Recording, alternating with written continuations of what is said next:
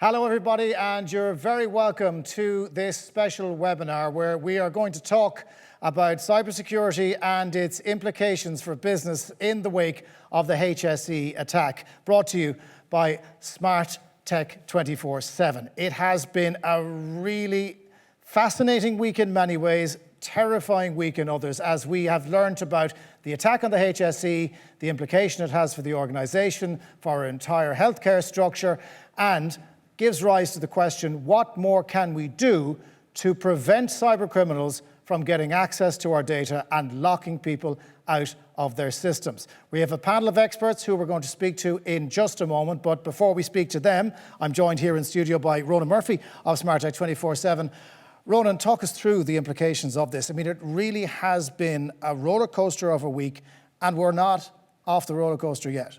Yeah, look, Jonathan, as you said, it's been a crazy few days, and it's been quite extraordinary. The scale of what we've experienced, I would say, is unprecedented. The fact that we're in the midst of a global pandemic and it's a national health service has literally been brought to its knees. The type of extortion we're seeing here is called a double extortion, whereby not only have they encrypted all of the data, but they've also stolen data, and they are using this double technique to extort money from the victim, in this case the Irish state and the health service executive. It's incredibly disruptive. I mean, the ability of the health service to deliver frontline care has been impacted very significantly.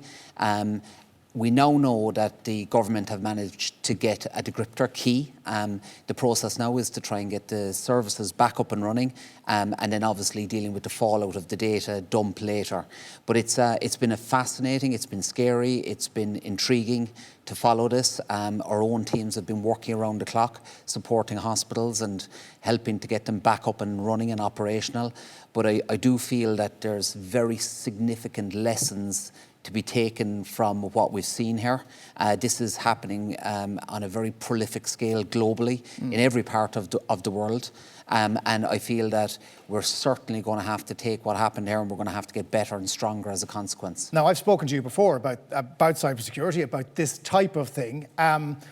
But at the same time, it's not part of our everyday lives. That, you know, what you guys in Smart Tech 24/7 deal with isn't necessarily what the rest of us consider to be day-to-day existence. In the last week, we've learned about Conti, we have learned about Wizard Spider, we have learned how you can cause huge amounts of disruption just perhaps by somebody clicking on the wrong link. The scale of this has been brought home to us, but are we going to learn from it? I feel we have to. Every man, woman and child on this island is now affected by this. Everyone on the street is suddenly a cybersecurity expert, and that is a good thing. I would argue that that's really important. But I think what's more important is that we do learn from it, that the government learn from it, that we take the correct action in terms of policy and framework, and we understand that this can never happen again. Be under no illusion, Jonathan, the eyes of the world are watching Ireland now, and I feel that we should take this actually as an opportunity to lead and to show how we can make our cybersecurity defences better, because these attacks, they're only going to become more prevalent, and they're not only attacking our frontline services, they're attacking individuals, they're attacking private companies, they're attacking governments. So it is something that we have to look at and we have to take seriously. Having attended a lot of zero-day con events, yes. The one thing I always took away was you cannot bolt cybersecurity on. You have to have it at the core of what you do. It sounds like, you know, that's still an aspiration for many IT systems, and certainly seems to have been the case for the HSE in this unfortunate situation. Everything that they had done, best case scenario, they were dealing with antiquated systems, different servers, a mishmash rather than a centralized system. What's coming down the line in terms of weaponry that we're going to be able to use? So these guys have made a lot of money. I mean, they've made huge sums of money over the last few years in these crimes. They're reinvesting in their ability to successfully infiltrate organisations and governments, so they're getting better. And unfortunately, we're playing catch up. We're on the back foot here. And cybersecurity is hard. I have tremendous sympathy for anyone who's a victim of cybersecurity. And typically a lot of the regulations that are out there, they set a bar that's very high and it's hard to achieve. And in many cases we see companies decide, look, it's too difficult to get to where we need to get to. We're just going to keep moseying along with what we have. I think what we're going to debate today and we're going to talk through is how you can look at a framework or how you can look at policy that can take people on a journey, and how you can win small battles to ultimately win the main battle and get your security and your posture to a position where you can manage it and you can defend yourself properly. Well, if we're to dip back into what used to be the advice is, don't leave the back door unlocked. Yes. We're just doing that now, but on a computer server. And we're going to talk more about the technology that is evolving and getting better as time goes on. But let's introduce our panel for the first time. We're joined by Detective Chief Superintendent Pat Lordan of Garda Siochana. He's the head of the Garda National Economic Crime Bureau and the head of the Irish Financial Intelligence Unit. Donna Creavan is Director of Corporate Services, Governance at ICT at the Irish Prison Service, and Mark Brosnan, who is the Managing Director and co-founder of Getvisibility, who are extensive experience in developing, deploying and operating enterprise-grade software platforms and utilising AI and advanced analytics. And for that reason, I'm going to turn to you, first of all, if I can, Mark. Given the scale of what has happened with the HSE, what else can we do? What is the best practice internationally? What technology can we use to prevent this kind of thing from happening? Yeah, technology is changing very quickly, and the organizations are finding it really difficult to stay on top of the general operational rollout of their technology, particularly in a pandemic type of scenario. And then you couple on top of that really advanced and sophisticated cyber attack. And in this case, and what we're seeing more of, particularly in the last 18 months, is a double extortion. They're coming after the operations of your business and they're coming after your data as well. So it's really difficult to stay on top of it. Where we're noticing what we're seeing over the last 18 months is that organizations are looking increasingly towards artificial intelligence and an aggregated type of solution. But really what they're going to leverage and what's going to make a large difference is the type of frameworks and standards that government are going to set. So if you look at the United States, where we're particularly involved at the moment, the Defense Industrial Base, or the Department of Defense in the US, who protect some of the world's most sensitive data, have been mindful and have been building frameworks and technology to protect their really sensitive trade secrets for the last 15 years. And they've put different policies in place and they've put different regulations in place. And ultimately what they found is that whilst you might have regulations, it's really difficult to have a set of regulations that's going to keep pace with the change of the technology. So what they're adapting to be able to protect their data is a cyber maturity model. And effectively what that means is it's a framework at which you measure and grade each organization's effectiveness or defensibility of that data. And you measure how that changes over time. And whilst it's prescriptive to a point, it strongly rewards the institutionalization of best practice and of taking a proactive approach.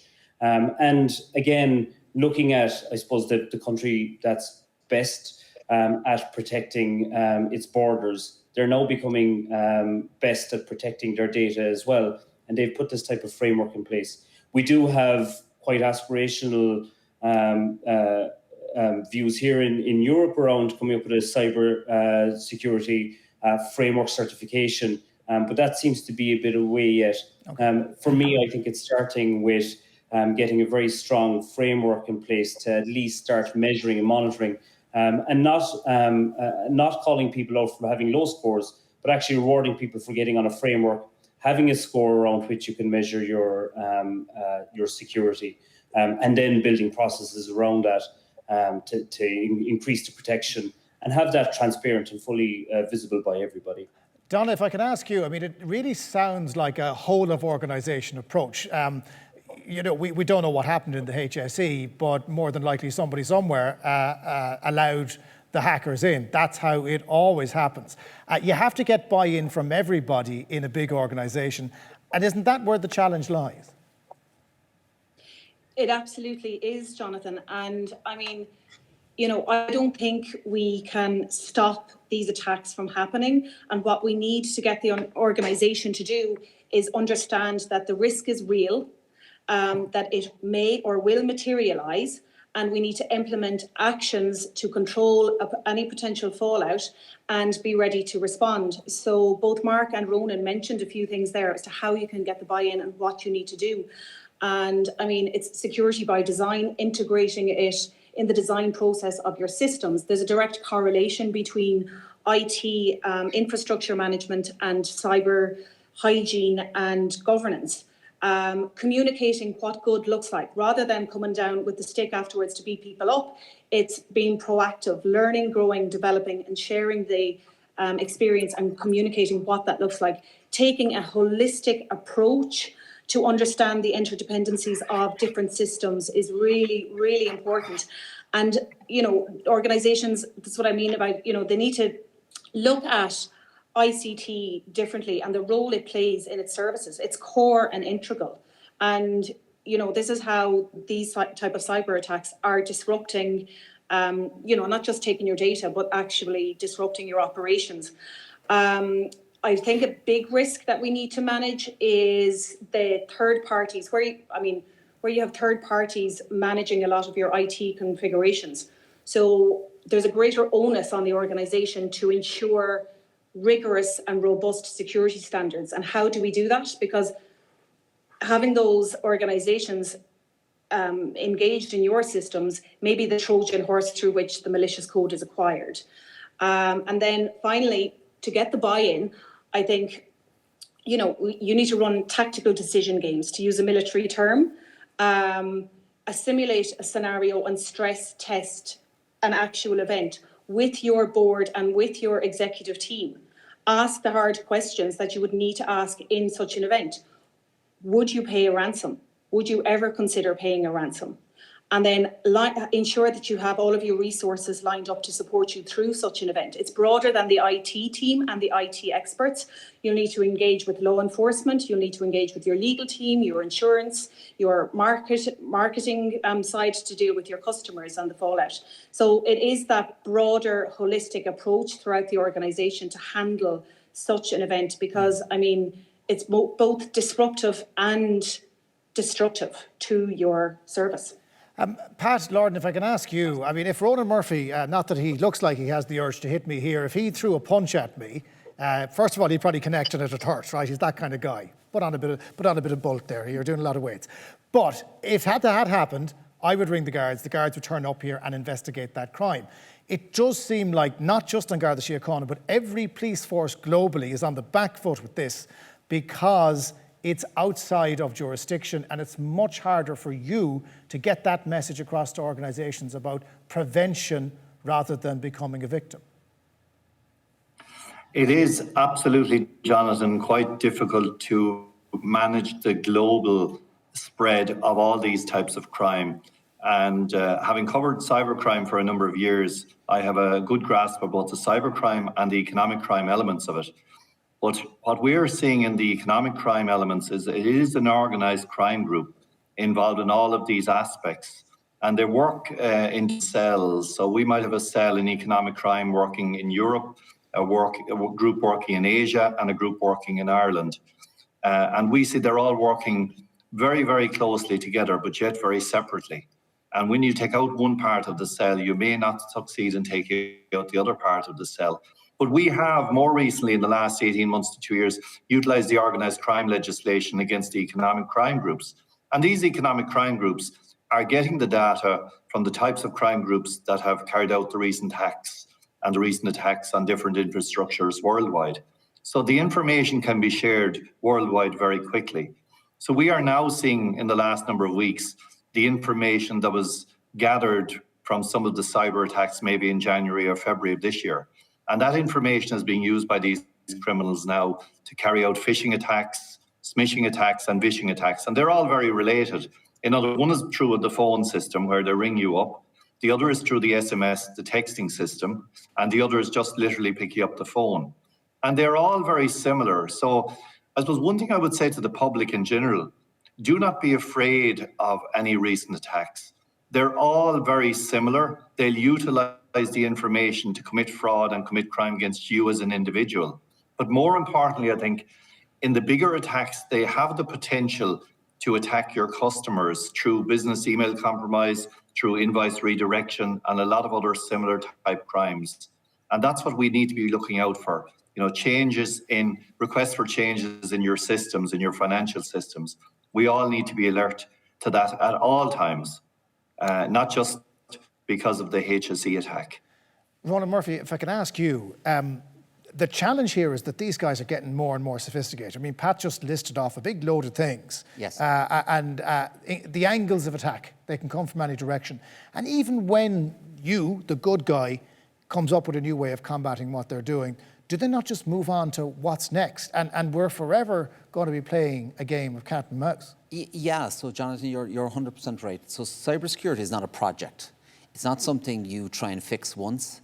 It's an ever-evolving process that you have to bake into absolutely everything you do. Like Donna said, security by design. But the problem I feel that we have is that you have regulatory standards that set the bar, and that bar is a high bar to achieve. They look for you to make significant investments in many different parts of your business across your network, your endpoints, your data center, your cloud, your hybrid cloud, your applications. It goes on. And to get to a gold standard is an incredibly difficult task. And what I feel, based on the research that we've done, and Mark touched on it, and indeed Donna touched on it, is that this is a journey. So if you look at how the US are doing it, they've realized that they are under prolonged attack from other nation states, and they're trying to harden their defenses. But they realize that if they come with a stick and they say, okay, you need to have the best and shiniest tools in every part of your business, that's a huge ask. People will look at it and they'll say, I don't have the budget, I don't have the time, I don't have the appetite, it's too complex. So, and they understand that problem is very real. So they're saying, okay, you know what? We'll allow you to go on a journey. We know that your cybersecurity is not good. You're a 0 or you're a 1 on a scale from 0 to 5. But at least if you're a 1, you can put a plan in place to get to a 2.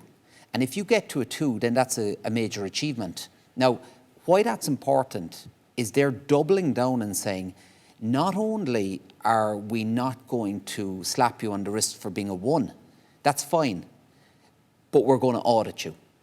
And if you don't have any appetite to try and get from a 1 to a 2, and the process involved in getting from 1 to 2 isn't an enormous ask, it's very measurable, it's something that you can win at, but we will audit you. Now, if you go from a 2 back to a 1, then you've got problems. So why this is important, just one point on why this is really important.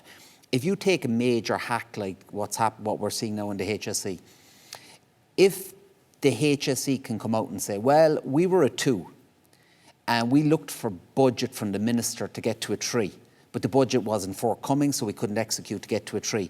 Now somebody is accountable. Somebody has to stand up and say, well, we all knew we were a 2.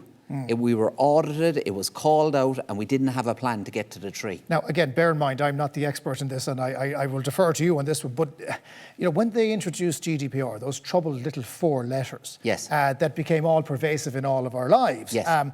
You know, we all know what GDPR means. If you run a business, you know the implications of being found to be in breach of GDPR. Correct. We're not exactly overrun with people being found in breach, but it meant that everybody went back into their processes and fixed them. Is it kind of similar in how we should approach cybersecurity? I think it's different, and I'm really interested in the panelists' view on this, but I feel that there's a divergence, right? And where the problem exists is you've got cybersecurity on one hand, and then you've got governance, risk and compliance on the other hand. Governance, risk and compliance can be a tick-the-box exercise where they can keep some regulator or DPO happy within the organisation, and Donna's an expert on this. And then you've cybersecurity who are gone down a different path. What you're seeing in the US is they've taken all of the regulatory mandates, the frameworks, the directives, and they've baked them into a process in the CMMC. And they've said, okay, guys, your GRC teams, your cybersecurity teams have to come together. We have to track where we are, and we have to understand how we're going to go from a 1 to a 2 to a 3. And there's no shame in being a 1. There's no shame in being a 2. But at least we have a plan to get to 3. And if that means pulling these 2 separate streams together, if it means we get consensus across the organisation, if it means that there's somebody who's responsible and who's audited and has to stand up and say, we're a 2, we know we should have been a 3, that puts significant downward pressure on organisations to improve. And I think the guys will have some interesting perspectives on that as well. Well, let's put that question to Donna, if we can. The idea of having compliance obligations, will they work in this country? Are we slightly averse to that kind of thing? Or is it one good way of getting, as Ronan says, people from a 1 to a 3? I think it is a good way. And I think how compliance works generally in a good way is that it's an opportunity for organisations to learn, grow and develop, to demonstrate progress, to demonstrate risk management, to demonstrate good governance. And it's not being retrospective. Okay, you find, you fix, you plan, you put in place the actions, you assign your owners and you get the job done. I mean, you know, Mark mentioned how sophisticated these nefarious actors are. So we can't be looking back. There's new ransomware being developed every day. And so organizations need to be constantly considering, you know, their cyber resilience framework and what they need to do to be able to see around the corner and mitigate against any risk coming down the line. So while there are compliance obligations there, that's, you know, it's more than a tick box exercise. It's how do you know, we need to get a culture of compliance where we understand that doing this right will benefit everybody, and you know, view compliance as an investment rather than a cost. View your ICT costs as an investment into how you can stop these bad things happening and costing your organisation more into the future. So it's being proactive and looking into the future. Pat, from the Guard's perspective, regulation, well, the law is very useful to Garda Siochana. Regulation could be helpful here as well because it might prevent the need to pick up the phone to your unit. Yes, absolutely. And when I heard Ronan speaking about this, I was thinking of a different sphere completely, where this type of regulation and compliance works very well. So if you look at the Financial Action Task Force worldwide, of which Ireland is a member, they carry out a peer review of countries, not just of an industry or a business, of countries. And as Ronan said, some countries are actually quite happy to get a low or a moderate in some of the immediate outcomes. There are 11 immediate outcomes that a country is assessed on. And if you get a low or a moderate, it's not really a big slap on the hand. You're told you're not very good at class. You need to learn more. You need to come up to the table here and you know, come to the games with us and we will try and help you. And some countries then might get a substantive, and there are very few high ratings given out. But what it does is it forces everybody amongst their peers to come up to a certain standard. And it works quite well globally. It works quite well. And Ireland was assessed in 2017, and we definitely didn't get all highs. We definitely didn't get all substantives, but we did quite well as a country. And I think looking at the bigger companies, it's probably easier for them to do this. But what we have to also be conscious of, and I think Ronan said it earlier, you know, the middle of the road company or the smaller company that doesn't have a huge turnover, but still a lot of data on its database, they can never afford the ultimate cost of the ultimate top of the range technology to protect their data. They never will be in that position because they don't have the finances. I think there's a balancing act to be carried out here. We're definitely seeing it in the fraud area. The more that companies are training their employees, educating their employees, and putting the packages in place to try and avert fraud and divert it out of their company, it does work. And there is a lot of work here to be done on the human side, the human resources, the human element has to be trained as well. And as you said, Jonathan, you know, sometimes the weakness may be, human, it may be technical, but we have to look at all of the options here. But I think it's quite a good idea that, at the moment you can set up a company, a substantial company, and nobody comes and asks what your cybersecurity like. They'll ask you what your data protection security is like. And they do probably work hand in hand in some ways, but not all the way. I think it's quite a good idea. Yeah, but look, I suppose it's conditioning that you have to adhere to standards, and the standards have to be met, and it's worth having that conversation. Mark, if I can ask you, I mean, the last week has caused a lot of squeaky bums, purely because size and scale matters. And when you have an organisation that is responsible for multi-million euro turnover, maybe even a couple of 100,000 per annum, all of a sudden this is becoming a lot more relevant for you, and you ask yourself the question, what would happen if that was me? How do we use this to prevent the ostrich approach, which is people sticking their head in the sand and going, I'll pray that some wizard spider type isn't going to come for me? Yeah, it comes back to what Ronan was saying, and we see it an awful lot, is organisations have their data privacy regulation with GDPR, and then they've got a separate team in charge of the cybersecurity. And actually, in both of those cases, it's very difficult for any organisation and the leadership of any organisation where this needs to be adapted to really understand how compliant you're going to be, or how secure your systems are. And in a lot of cases, particularly with GDPR, your systems don't get really tested until you have a breach. And then you're retrospectively looking back at what's after happening, and everybody's is trying to figure it out and improve from that point. I think the key really is to make the GDPR more relatable to, I suppose, the key stakeholders in the organisation, and make cybersecurity more relevant and measurable as well. So rather than saying we think we've got good controls because of X, Y, and Z, having an actual rating or number, whether it's good or bad, at least puts it on the agenda and makes that an issue. Cybersecurity and governance and compliance is competing against marketing and operations and business development and R&D, and all of those are going to have very clear measurables. The compliance side of things and the security side of things doesn't have a measurable at the moment, and I think the big lesson here to be learned is that there needs to be a benchmark or a standard around which the really diligent security experts in these organizations can go to their leadership and say, look, given the budget that we have and the resources that we have, this is the level of control and protection we can give your data and your operations and your services. And to be able to do that in a really succinct and easy way, rather than having to sit down your leadership team for 3 or 4 days and educate them on ransomware and all of the different types of security systems you need, is having that kind of standardized framework with an external body coming in and giving those standards. Typically, 2 things are going to change: how these organizations address their systems and their cybersecurity. And it's going to be driven by policy and government.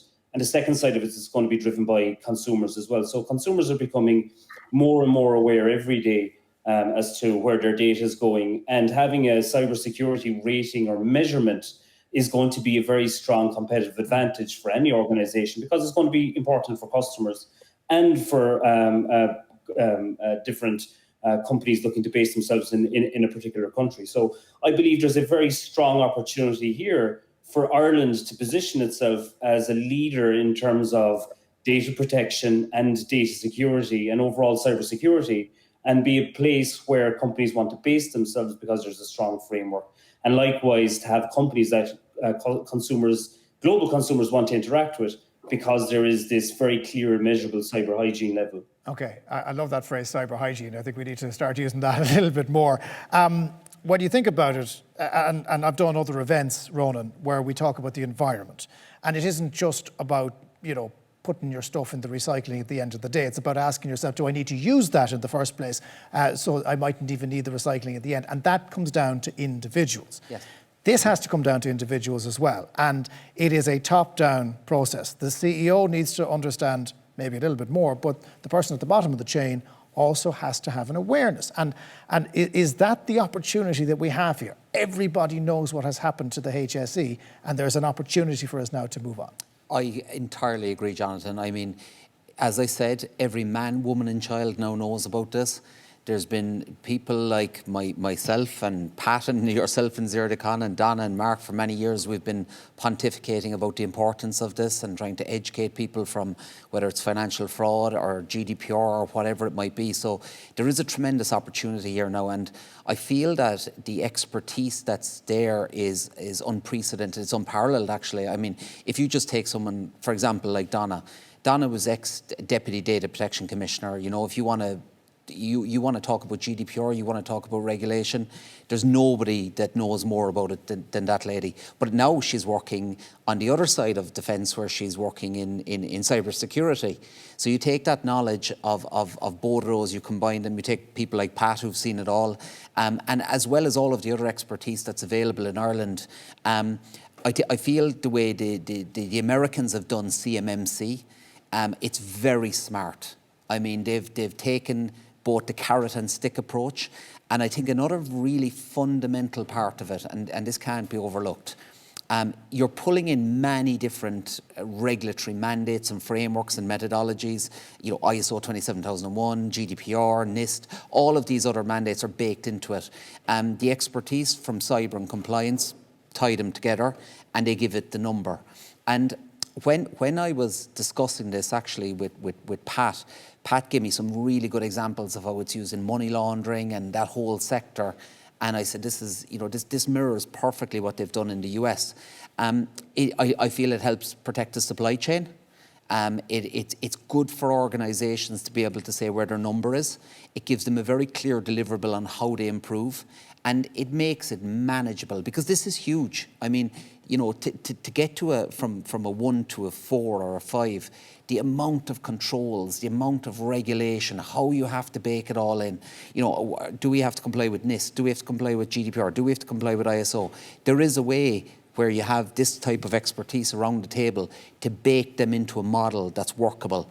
And what that model does, in my view, is that if the public are engaging with an organisation, and if that organisation can articulate that we're a 2 or we're a 3 or we're a 4, imagine the transparency that would have given in this current situation we find ourselves in. If Paul Reid could stand up and say, look, we're a 2, we've had underinvestment, we had a plan to get to 3, it was mapped out, that makes it very clear, it makes it measurable to the average Joe Soap on the street to understand how a government protects its citizens on critical infrastructure, whether it be banking or healthcare or finance or retail.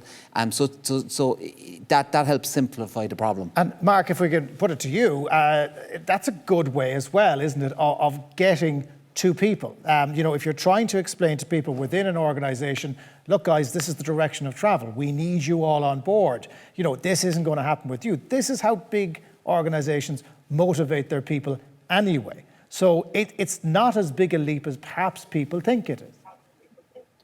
No, it's not. I mean, the majority of what's required to have different, or to score differently on this framework exists within organisations, but different organisations have it done in different places, or there's gaps. This is a really coherent way to put a framework or a roadmap in place for the entire organisation. CMMC, or these type of maturity models, advocate and reward training and engagement and an adaptive approach very, very highly. And again, it forces, or it brings the organisation to a position where they need to explain to everyone in the organisation around good password hygiene. So some of the really basic stuff. And they can relate that back to, well, if we don't have the good password hygiene, well, we turn from being a 0 as an organisation, being 1 as an organisation, to 0 as an organisation. And it makes it very, very relatable. Pat Lordan, if I can ask you, the challenge from a crime and security perspective is to try and communicate this message as well in almost a more holistic way than sometimes the Guards engage with organisations. If there was a type of framework in place like that, would it make your job easier? Yes, Jonathan, I think it would help us. As Ronan said there, this week has been quite productive from us from an economic crime point of view, because we've had the facility through our press office and other media to go out with warnings to people about their personal details. And as Ronan said, and a few other people have said on the call today, You know, we are training people out there, the general public, to be more aware of this. And the fact that it's coming now from the HSE brings it home to them because they're all affected. I happen to be down in West Cork at the weekend, and quite elderly people, even older than myself, would have said, they talked about attacks and cyber. They didn't even know what this word meant a couple of weeks ago. And it's creating an awareness out there in the public domain that was not there before. Despite all the good work we've done through Fraud Awareness Week earlier on this year, some people don't listen to those messages because they think it'll never come to their door. All of a sudden, this has come to their door. It's had an effect on every single one of us. And I think in a way, there's a hidden message here to raise the awareness for all of us out there, not to give your personal details to anybody, not to disclose your bank account details, not to answer these calls that keep coming at you morning, noon and night. And let's stop and think before we send money to anybody, because no guard, no revenue person, no HSE person will contact you ever for your bank details. So I think that message is getting out there. I'm quite happy that that message is getting out there. On the bigger picture, obviously, for businesses and bigger business, there is a challenge there that we have to be so switched on, not just because of this attack, but because of a lot of recent attacks. The information that's held on all of us by criminals at this stage must be phenomenal. And we have to be so alert to the fact they can use that in 5 months' time, 5 years' time, or further afield. You know, they have good storage facilities, I have no doubt, and they decide when they use your data. And of course, the challenge here is that they're quite possibly have data on all of us. We just don't know. Donna, I'd love nothing more than for Pat to drag the fellas who were responsible for the HSE attack to the Irish Prison Service, where they could be stored at the state's very generous lodgings for quite some time. It's probably not going to happen. So in the meantime, we have to learn from this, as we've said. You know, in communicating the message to your colleagues, in communicating to organisations, what do we say now? What's the most important thing that you can pass on? You as Ronan referenced, your experience from GDPR means that we all know what GDPR is. What's the communication that goes out from today? But I think it goes to what everybody has said on the panel, actually, about making it real and making it relatable, and education and training. Unfortunately, this is a terrible attack that has meant we're all very aware now of cybersecurity, but also, privacy and security, while they're separate and distinct, they have a symbiotic relationship. And I think it's communicating. The message is communicating what looks good, being very, very vigilant about, being careful about the way, what the phone calls you answer and the information you're handing out. And it's education and training. And there's a myriad of obligations and legislation and laws out there that we all have to comply with. But again, it's stripping that back, keeping it very clear, keeping it very simple, and being very, very vigilant. I think that's the message. Ronan, even since the HSE hack, there have been loads of other stories that we could have talked to you about. DDoS attacks on internet service providers, other companies that have been targeted, websites being taken down. Pat has been warning about the risks of people ringing up and looking for your PPS number and your bank details.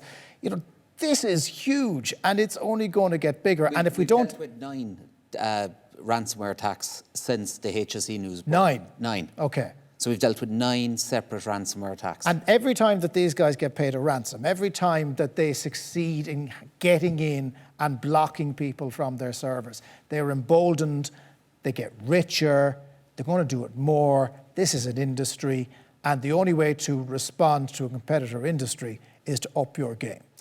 It's up your game. It's obviously, to kill the ransomware industry, you have to get the money out of the system.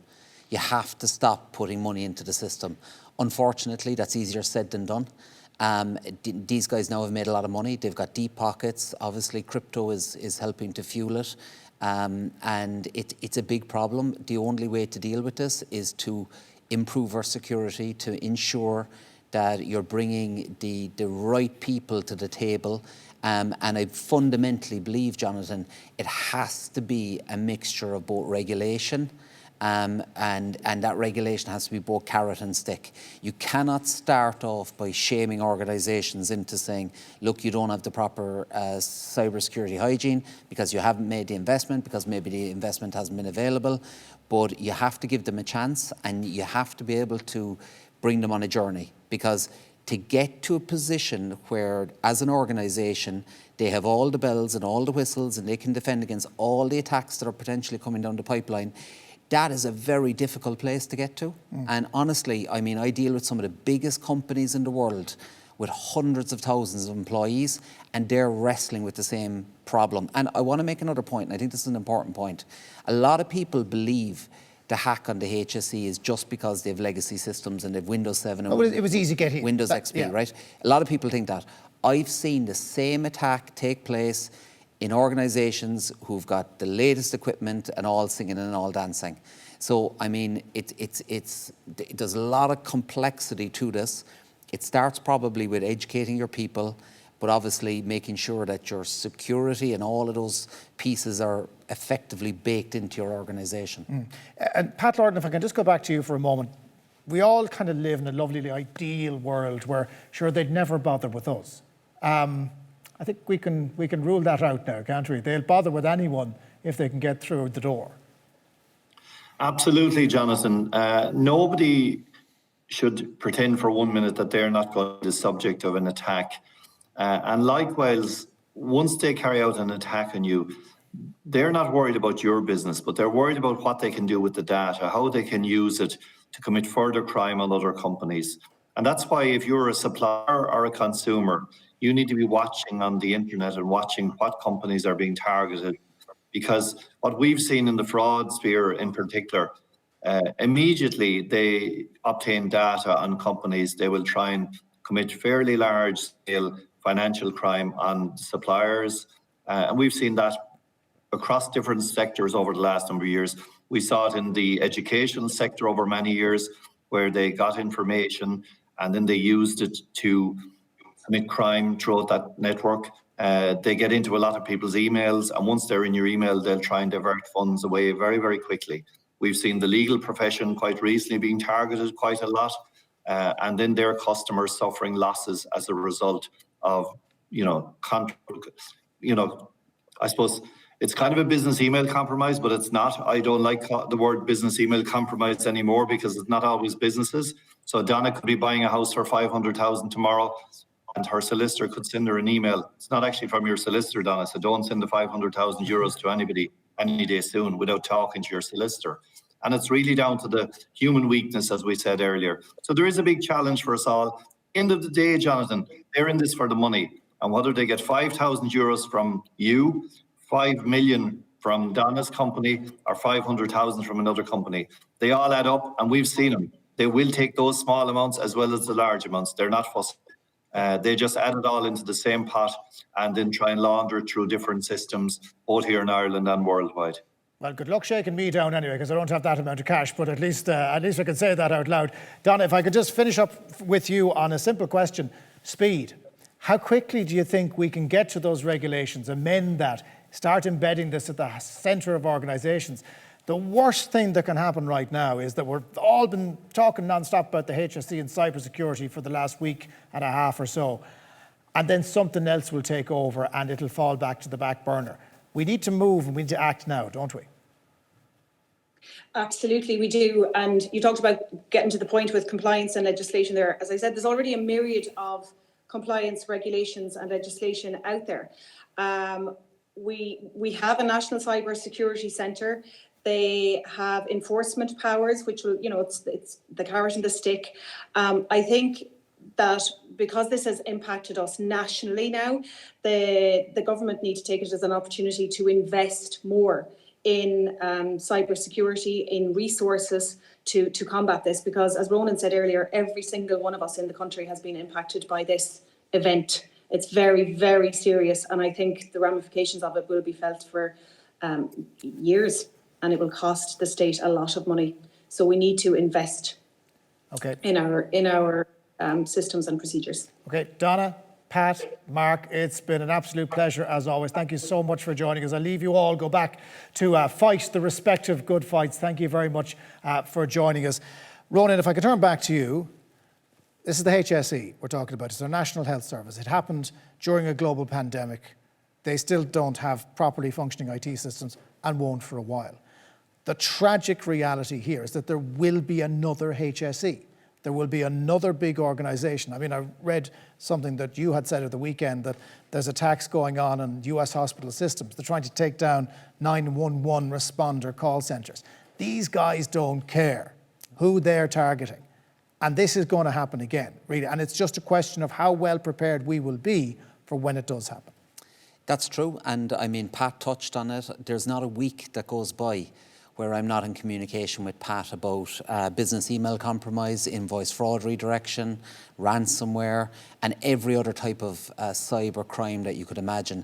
The problem is growing at an alarming rate, Jonathan. It genuinely is. I mean, while we're an Irish company, we deal with this globally. So we're concurrently juggling ransomware attacks in Asia, in Europe, in Ireland and the UK, and in North America. So we get to see the full gambit of the problem, and I think there's an appetite and there's momentum there now to try and tackle this. I feel of all of the regulations, the directives, the frameworks that I've seen, I believe that the US Department of Defence have implemented the best strategy, and that's in their CMMC type modelling. And I think that if it were me and if I was the legislator, I would be looking to replicate that type of regulatory framework in Ireland. But would the mistake be to wait until that is finalised? I mean, should companies be taking that type of hygiene model and be implementing it themselves rather than waiting for someone to tap them on the shoulders and say, have you done this yet, lads? Yeah, you've one fundamental problem. Most of the regulation you have now is self-attestation, right? You self-audit and you self-report. This needs to be audited. You need an auditor to come in and they need to check you and they need to tell you where you are in terms of your cyber maturity. And you get your number, 1 to 5, and then at least you have a plan. You can map out how do we get from 2 to 3, 3 to 4, 4 to 5, and at least you then have you've stakeholders engaged and they understand how they improve. And because it's so complex, because there's so many different parts, you take the expertise that some of the people you had around the table tonight, you help to bake in the regulation on many different fronts, you align cybersecurity and you put a plan in place. The only problem is states move slowly, really slowly. Correct. We can't afford to move slowly on this one because the guys who are doing this are only going to get faster and better at what they do. So what's your message to legislators? I believe we need to move quickly. I mean, if you look globally, the world is really unstable at the moment. We've just had our health service brought to its knees. We've just had one of our planes landed in Belarus. So, I mean, there's a lot of friction out there. There's a lot of tension. And these guys, they operate in the cyber realm very effectively. Are we going to see more of these? I believe we are. Is there a way to fix this? I believe there is. Can we stop them? I'm absolutely certain we can stop them, but it's only if there's joined up thinking on how you approach the problem. And again, this has been done. The blueprint is there. I believe the CMMC model is a very good way to bake it in effectively. And to those who are watching right now, there's bound to have been people who have had sleepless nights because of this. If they're not in the HSE, they'll have seen what has happened. Obviously, medium to long term, we know what the solution is. In the short term, what's your advice to them on what they need to do? There's 3 things going to happen, right? The data is going to be carved up and it's going to be sold in the dark web.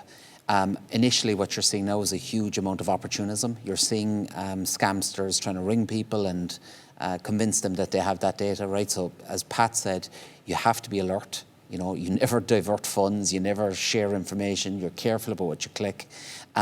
Potentially, in the medium to long term, 6, 12, 18 months, the more sophisticated cyber criminals will try and monetize that data that they get their hands on.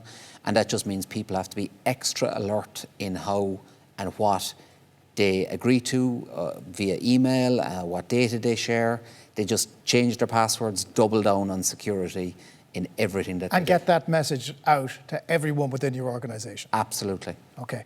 Ronan, they say may you live in interesting times. I'm not sure they had 2020/21 in mind when they were coming up with that particular phrase. But for now, Ronan Murphy of SmartTech 24/7, thank you very much for joining us.